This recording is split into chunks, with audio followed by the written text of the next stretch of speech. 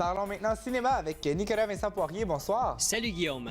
Dis-moi, Nicolas, quel film tu es allé voir pour nous cette semaine? Moi, cette semaine, j'ai été voir pour vous le film Shutter Island. C'est un drame psychologique qui met en vedette Leonardo DiCaprio. Alors, ça raconte l'histoire de deux US Marshals qui débarquent sur une île isolée où il y a un asile psychiatrique qui détient les plus dangereux criminels du pays. Alors, les deux enquêteurs vont là pour résoudre un mystère, c'est-à-dire la disparition de un des détenus. Alors, j'en dirai pas plus pour pas vendre de punch. C'est un film de Martin Scorsese et c'est pas la première fois que Leonardo DiCaprio et Martin Scorsese travaillent ensemble. On se rappelle la dernière fois, en 2006, il y a eu le film The Departed.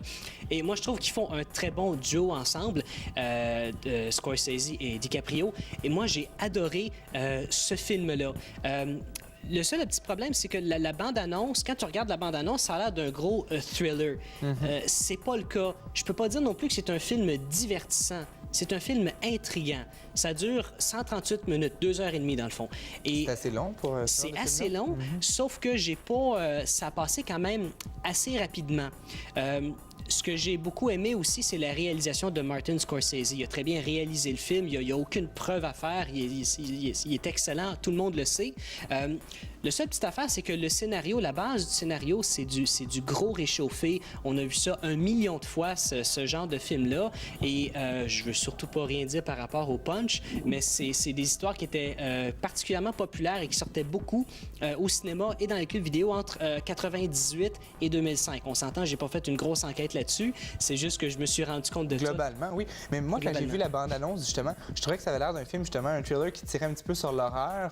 Est-ce qu'il y en avait dedans? Est-ce qu'il y a certains moments où la salle sursautait? Non, il n'y a pas tant d'horreur que ça. Non, on ne sursaute pas dans ce film-là. Ce qui est génial, c'est l'univers que Martin Scorsese a réussi à créer avec un scénario qui est du réchauffé, du gros réchauffé. Alors, c'est vraiment le fun. Qu'est-ce qui a amené à ce film-là? Alors, je donne au film une note de 4 sur 5.